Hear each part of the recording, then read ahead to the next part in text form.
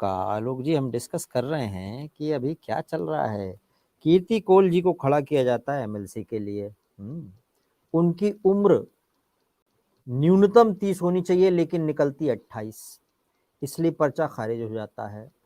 अरविंद जी कह रहे हैं उनको लग रहा है कि समाजवादी पार्टी जानबूझ के हारने के लिए काम कर रही है। इन दिनों कुछ ऐसे उनके एग्जाम्पल उनको दिख रहे हैं। सिद्धार्थ जी कह रहे हैं कि पता नहीं क्या चल रहा है उनकी पार्टी में, लेकिन जो भी चल रहा है वो सब नेगेटिव की तरफ जा रहा है।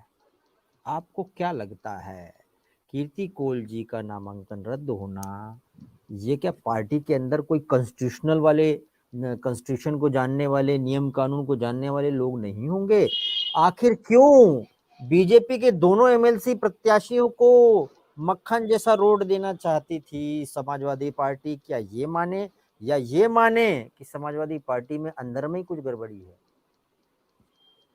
सर, राजनीति में कोई हारने के लिए नहीं आता। समाजवादी पार्टी के अंदर एक ये पुनर्गठन के दौर से पार्टी गुजर रही है। मैं पुनर्गठन इसलिए कह रहा हूं कि अखिलेश यादव जी ने भले ही वो सत्ता एक राजनीतिक विरासत के रूप में प्राप्त किया है, लेकिन उन्हें पहले अपने पार्टी के अंदर अपने आप को एस्टेब्लिश करना है। आज ही मैं बात क्लास में बच्चों को बता रहा था कि ऐसा नहीं कि उत्तर प्रदेश में विपक्ष विहीन उत्तर प्रदेश हो जाएगा। इसमें भले कभी कभी लगता है ऐसा, लेकिन दो पार्टी सिस्टम उत्तर प्रदेश में रहेगा। एक तरफ बीजेपी रहेगी, एक तरफ सपा रहेगी। और सपा अपने आंतरिक पुनर्गठन में, यानी अखिलेश यादव जी कुल मिलाकर अपने पेड़ की, सपा के जो राजनीतिक दल है उसको एक अगर वृक्ष मान लिया जाए तो उस वृक्ष की कटाई छटाई कर रहे हैं कुल मिला के, मुझे ये लगता है। वो कह रहे हैं कि ऐसे वो लोग जो मुलायम सिंह यादव जी के करीबी भले रहे हों, ऐसे वो विचार, वो लोग बोले अब हम सबको काट छूट के पहले अलग करेंगे, शत्रु से बाद में निपटेंगे, आस्तीन के अंदर जो बैठे हुए हैं उनको निपटाएंगे पहले। पहले अंदर से जरा मजबूत हो जाए, जरा इम्यूनिटी मजबूत हो जाए हमारी, सभी खत्म हो जाएंगे, फिर बचेगा कौन? नहीं सर, खत्म नहीं होंगे तो बचेगा कौन? नहीं सर, खत्म नहीं होंगे। आप मान के चलिए खत्म नहीं होंगे। 111 सीटें हैं साहब, इतना मतलब 110 प्लस सीटें लेके आए। बीजेपी 17, 18, 20 सीटों से इस ग्रोथ पर आई है। कोई पार्टी 100 प्लस सीटें अगर लेके बैठी हुई है तो उसको खत्म होने की बात कहना गलत है। मैं मतलब ये मेरा मानना हो सकता है, जरूरी नहीं कि मेरा। बड़े चेहरे या नेताजी के साथ वाले चेहरे सभी खत्म हो जाएंगे तो क्या ये फुल स्पीड से दौड़ने लगेंगे? क्या 100 की जगह 200, 300, 400, जैसा कि एक बार क्लेम किया गया था कि हम 400 सीट ला रहे हैं? देखिए एक्चुअली ऐसा है ना, कि जब हम नई सत्ता, देखिए राजवंश जब आता है, या एक बार सर शायद आपके साथ सोनी जी में था महेंद्र जी, कि मैंने कहा था कि भारत में लोकतंत्र तो है, लेकिन लोकतंत्र में भी राजतंत्र है, कल्ट वर्शिपिंग जिसे हम कहते हैं।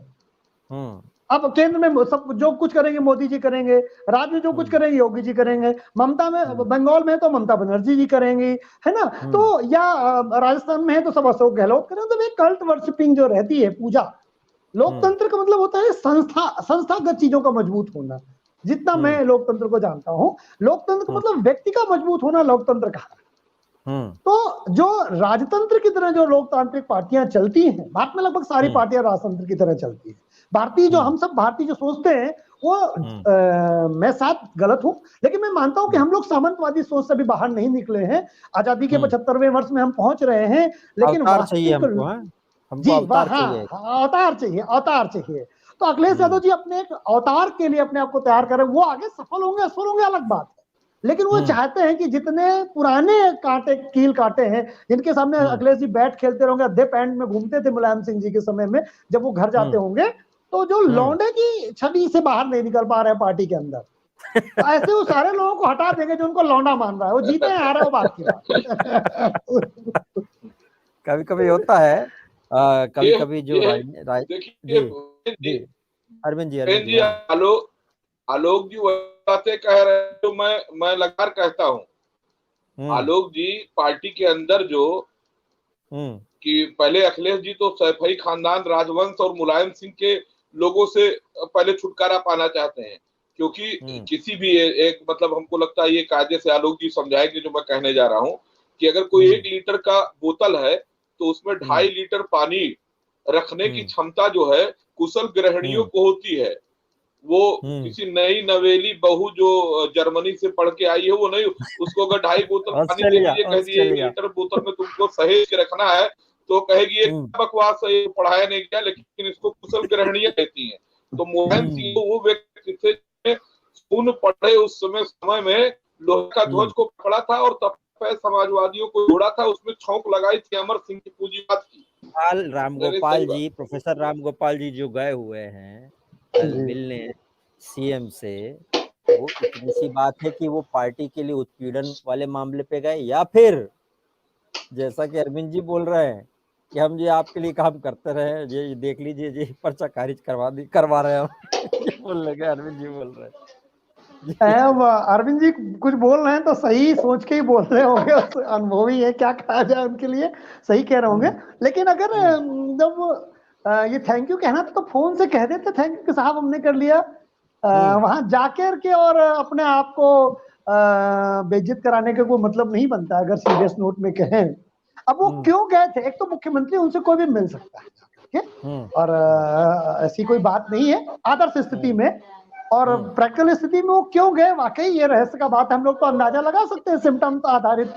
तो उत्पीड़न, देखिए ऐसा नहीं कि जब भारतीय जनता पार्टी सत्ता में थी तो नहीं मुख्यमंत्री के पास जाती थी, तो राज्यपाल के पास जाती थी, वो भी जाती थी, क्योंकि हम या समझिए राजनीति में सक्रिय दिखना हमारे किसी भी विपक्ष की मजबूरी है।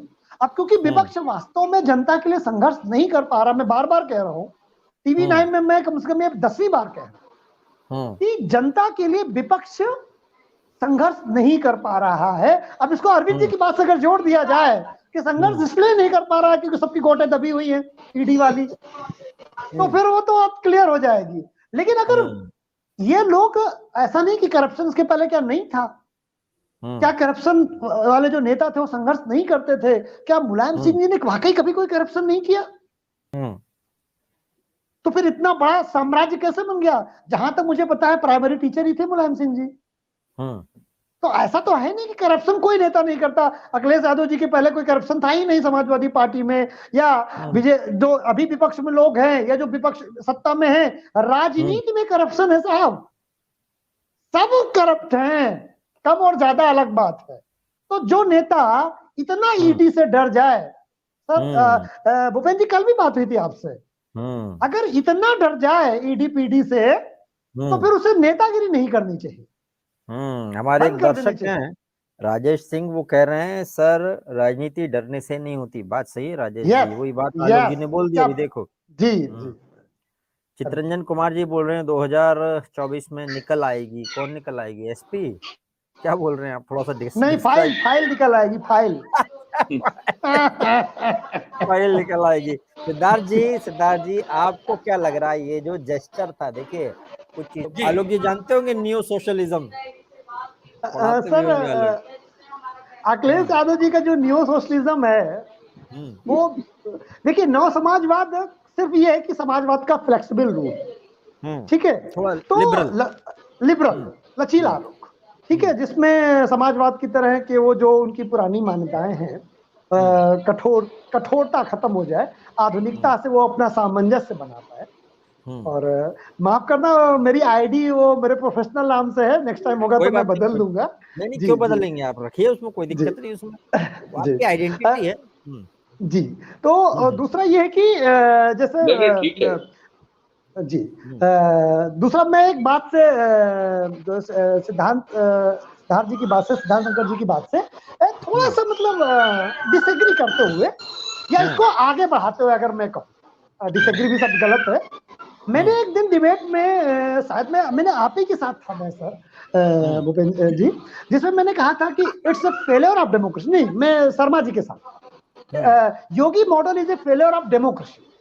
प्रथम दृष्टया लगता है कि मैं योगी जी का विरोध कर रहा हूं, लेकिन उसके आगे मैंने कहा था it's a failure of judiciary, ये न्यायपालिका की फेलियर है। थोड़ा सा एक समय लूंगा, 30 सेकंड का, कैसे फेलियर है न्यायपालिका की। देखिए भारत किसी भी लोकतंत्र व्यवस्था में हर एक के काम बटे हुए हैं। जब एग्जीक्यूटिव बॉडी अपना कार्य ढंग से नहीं करती है, बहुत बार नहीं करती है, तो हम न्यायालय की शरण में जाते हैं।